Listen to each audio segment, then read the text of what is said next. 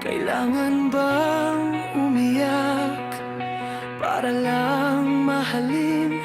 Kailangan bang masaktan bago mapansin?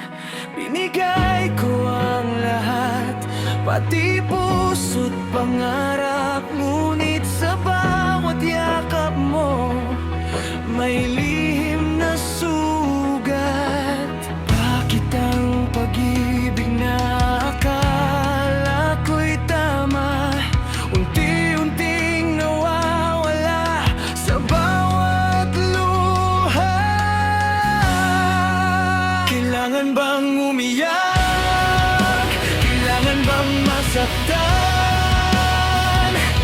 para sa pag-ibig na bulag sa katotohanan? Kahit anong pilit ko, di na maibalik ang pusong naligaw sa pangakong pilit. Kung ang mahal kita'y sapat na dahilan, bakit ako ngayon'y nagdurusa ng lubusan?